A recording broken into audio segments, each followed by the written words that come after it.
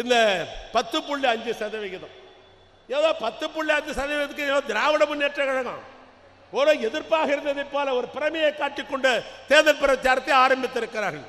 10.5%க்கு திராவிட முன்னேற்ற கழகம் எதிரிகள் அல்ல. ஒரு விளக்கத்தை சொல்லுகிறேன், கேட்டுக்கொள்ளுங்கள்.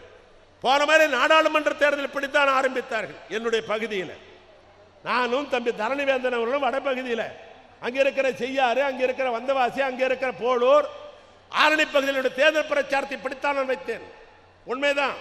10.5% பிரித்து கொடுப்பதால் யாருக்கு நஷ்டம் என்று சொன்னால் வன்னிய மக்களுக்குத்தான் அதில் நஷ்டம் இருக்கிறது என்று ஒரு கணக்கை சொன்னேன். நல்லா புரிஞ்சுக்கங்க.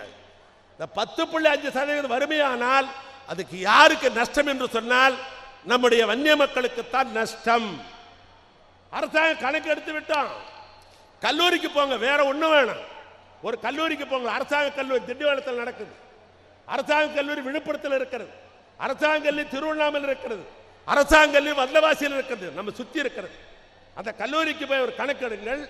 அதில் எவ்வளவு பேர் கல்வி படித்துக் கொண்டிருக்கிறார் என்று சொன்னால் இன்றைக்கு இருக்கிற நிலைமை 20% தாண்டி கல்வி படிக்கின்ற எண்ணிக்கை 37% இன்றைக்கு படித்துக் கொண்டிருக்கிறார்கள். அன்பு தொகல் வன்னியர்கள் 10.5% என்ன? 10.5% உனக்கு ஒதுக்கி கொடுத்து விட்ட கல்லூரியில் மீதி இடங்கள் பொதுப்பட்டியலுக்கு போய்விடும். அவ்வளவு கூட வேணாம்.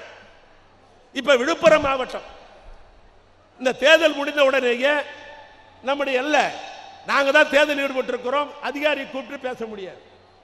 நீங்களே போடுங்க, நீங்களே ஜேஆர் போய் பாருங்க.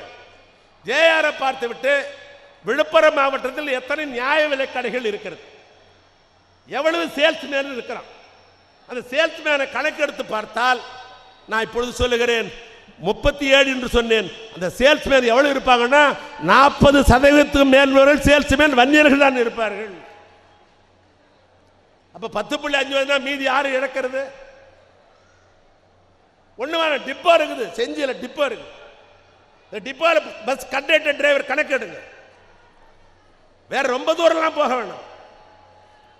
செஞ்சில இருக்கிற போக்குவரத்து கழகத்துடைய துணை அலுவலகம் அங்க போங்க.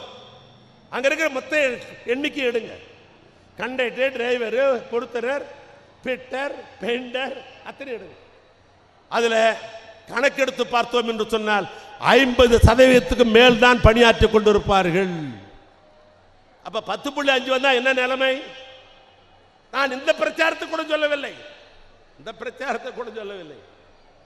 நான் ஏற்கனவே முன்வைத்து நண்பர்கள் பேசிய பொழுது நான் அப்பொழுது ஒரு கணக்கெடுத்து பேசினேன். இதுதான் உண்மை நிலை. நம்முடைய இன மக்கள் வடபகுதியிலே இருக்கிற வன்னியர்கள் இல்லாத தொகுதி, வன்னியர் இல்லாத மாவட்டங்கள், அது போன்ற இடங்களில் என்றால் 10.5% கேட்பதில் நன்மை இருக்க முடிய வடபகுதியில் இருக்கிற வன்னியர்கள் பெரும்பாலும் வாழுகிற இந்த பகுதியில் அது வந்தால் நமக்குத்தான் நஷ்டமே ஒழிய அதனால் எந்த விதமான பலனும் இருக்க. படித்தவர்கள் யாராவது தயவு செய்து என் பேச்சை கேட்டால் நாளை முயற்சி எடுங்கள், கணக்கெடுத்து பாருங்கள். நான் சொல்லுதான் உண்மையாக இருக்கும், அதான் உண்மையா இருக்கும்.